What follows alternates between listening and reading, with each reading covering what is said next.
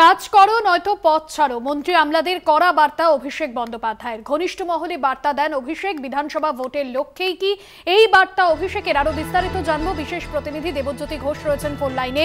দেবজ্যোতি, এবার বিধানসভা ভোটের লক্ষ্যে মাঠে নেমেছেন অভিষেক বন্দ্যোপাধ্যায়, এই উদ্দেশ্যে কি বার্তা, কি বললেন অভিষেক বন্দ্যোপাধ্যায়?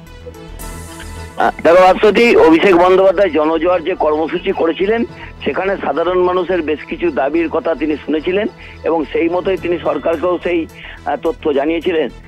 কারণ বেশ কিছু জায়গাতে জলের সমস্যা রয়েছে, রাস্তার সমস্যা রয়েছে, মূলত 4টি সমস্যার কথা তিনি সরকারকে জানিয়েছিলেন। সেই জায়গাতে অভিষেক বন্দ্যোপাধ্যায় ঘনিষ্ঠ মহলে আজকে বার্তা দিয়েছেন, হয় কাজ করো নালে পথ ছাড়ো। কারণ বেশ কিছু পঞ্চায়েত সদস্য থেকে শুরু করে পুরসভা এবং মন্ত্রীদের বিরুদ্ধেও কিন্তু বেশ কিছু অভিযোগ তিনি জনজোয়ার কর্মসূচিতে শুনেছিলেন এবং সেই মতোই কিন্তু অভিষেক বন্দ্যোপাধ্যায় আজকে কড়া বার্তা দিয়েছেন।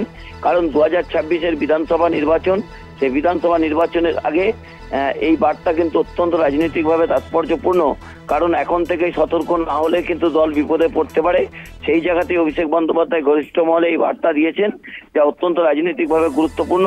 কারণ বেশ কিছু পঞ্চায়েত প্রধান, পঞ্চায়েত সদস্য এবং পুরসভার নেতৃত্ব, পাশাপাশি মন্ত্রীদের বিরুদ্ধে অভিযোগ উঠছিল।